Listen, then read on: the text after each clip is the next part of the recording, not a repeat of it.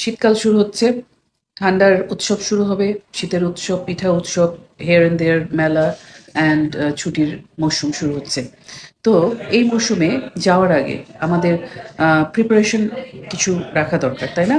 যেমন হচ্ছে আমি মনে হয় যে এটাকে যদি আমি রোজার আগে যেরকম আমরা প্রিপারেশন নেই, পুজোর আগে যেরকম আমরা প্রিপারেশন নেই, ক্রিসমাসের আগে যেরকম প্রিপারেশন নেই, যাতে পুরো সময়টা আমরা নির্দ্বিধায় কোনো ঝামেলা ছাড়া আমরা পার করতে পারি, সেরকম শীতের আগেও এই প্রিপারেশনটা নেওয়া জরুরি বাচ্চাদের, স্পেশালি বাচ্চাদের প্যারেন্টসদের জন্য, যারা হচ্ছে গিয়ে দেখবেন যে একটু ছোটো বাচ্চা যাদের, তাদের ক্ষেত্রে স্পেশালি জিনিসটা প্রযোজ্য যে শীতকালটা যেন ভালোভাবে যায় সেরকমটা প্রিপারেশন নেওয়া। সেই প্রিপারেশনের মধ্যে কী কী থাকবে? শীতের সবচেয়ে বড় ব্লেসিং কী? সবচেয়ে বড় ব্লেসিং কী বলেন তো? শাকসবজি এবং ফ্রুটস। হ্যাঁ, ফ্রুটসের থেকেও শাকসবজি, তাই না?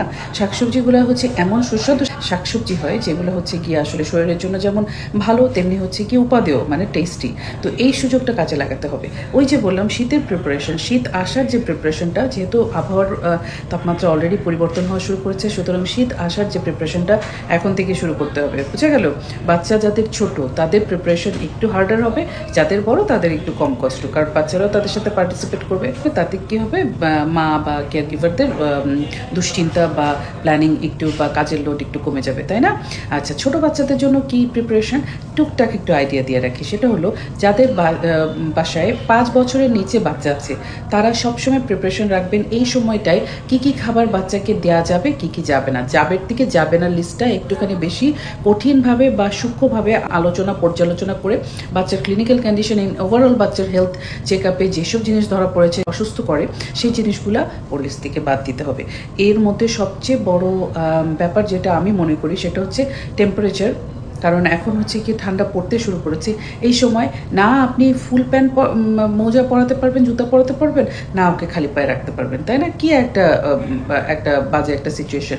এই সিচুয়েশনে কি করবেন, একদম পাতলা কাপড়ের, খুবই সোজা একটা সলিউশন, একদম পাতলা কাপড়ের ফুল প্যান্ট এবং ফুল হাতা জামা সবসময় পরিয়ে রাখবেন, ঘরে কিংবা বাইরে। যদি বাইরে যেতে চান এর উপরে আপনি আপনার বাইরে যাওয়ার কাপড়গুলো সেগুলি পরাতে পারেন, সেগুলোও একটু পাতলা হবে, যেহেতু একটা কাপড়ের উপর একটা পরাচ্ছেন, সুতরাং আপনার চয়েস লিস্ট সবসময় পাতলার মধ্যেই থাকা জরুরি।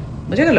আর হচ্ছে গিয়ে আপনি এই সময়টাই, যেহেতু ড্রাই সিজন, এই সময় 5 বছরের নিচের বাচ্চাদের আপনি অবশ্যই নরসোল বা সোলো বা এনসোল বা যেটাই হোক, নর্মাল স্যালাইন প্রিপারেশন যেগুলো আছে, প্রতিদিন রাত্রেবেলা শোয়ার সময় নাকের মধ্যে দিয়ে নাকটা একটু মুছে পরিষ্কার করে তারপরে বাচ্চাকে ঘুম পাড়াবেন। এখন থেকে শুরু করবেন সেটা।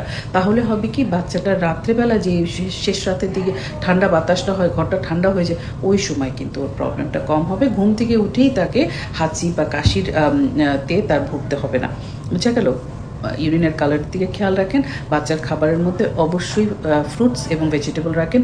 এখন ফুলকপি আছে, ব্রোকলি আছে, খুবই ভালো, খুবই সুস্বাদু, বাচ্চারাও পছন্দ করে। এগুলো যেভাবে বাচ্চা পছন্দ করে সেভাবে ওদের নুডলসের সাথে দিতে পারেন, খালি খাওয়াতে পারেন, বিকেলের নাস্তা হিসেবে যে কোনোভাবেই ওদেরকে দিতে পারেন, তাই না?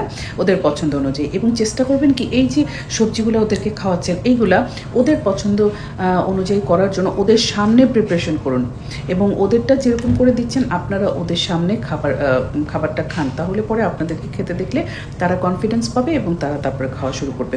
এবং ফ্রুটসের ব্যাপার যেগুলো রেখেছে সেগুলো হচ্ছে সাইট্রাস ফ্রুটস, যেগুলোতে ভিটামিন সি কন্টেনিং বেশি থাকে, সেইগুলো খাওয়ানোর চেষ্টা করুন।